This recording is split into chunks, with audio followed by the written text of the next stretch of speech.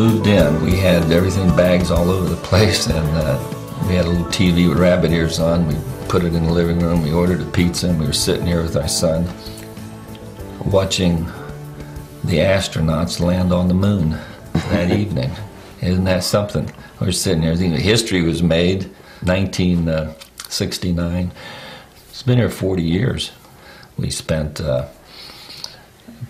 lot on remodel. We figured, well, we're going to retire here, we're going to stay here, we might as well retire. I mean, had the remodeling before he retired. Yeah, so. And then the company had a problem, and it was sold, new management, older and younger people lost jobs, and just caught us in a terrible bind, because we had a reputation of the company working for, you could work there in your 60s and 70s, and we had one guy in his 80s. He worked 2-3 days a week, and I figured if I was ever in a financial situation, I could always keep working, but boy, it changed. Wow, did it ever change, and kind of caught us in a very difficult situation.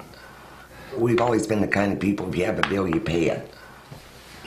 I was taught that you pay your bills before you ate. We struggled for a while. Of course, the adjustable rate mortgage didn't help. Payments doubled when the market bottomed out. I mean, everything, the adjustable rate mortgage was the big thing then, really hit a lot of people, hit us, which we didn't expect it to happen. And the timing was just like a house of cards. Everything just fell, and just kind of, wow, is this actually happening? A lot of our friends never knew what we went through. We didn't burden anybody with any problems or anything and tell them this and that, because we were riding it ourselves. We had one day, the sheriff came out to the house, and he put up a sign, a sheriff's sale, right on my picket fence. I said, I lived in this house in '69. I said, nobody's going to take it away from me. And later I thought, oh no, I'm going to save it. And then you guys entered the scene. One Sunday, we saw an ad in a local paper, AHP, and it said they were having a meeting at the public library, I believe, public library. And so we said, we have nothing to lose, let's go.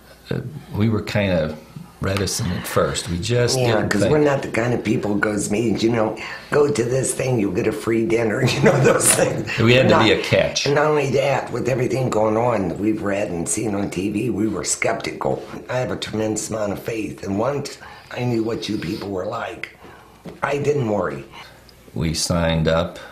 They took on the battle of the big financials and the banks, and they plugged along. Transparency was the thing. It was, AHP had a great program, and they took it on. They explained everything to us. And if you called them and talked to to anybody down there, they would always, somebody answered the phone. If they didn't answer the phone, they'd call you back. Questions are answered, they fax things over, they explained them. We thought, well, this is going to work. We're going to live up to our end of the bargain. AHP is going to do what they can do. You're there with somebody helping you through this process.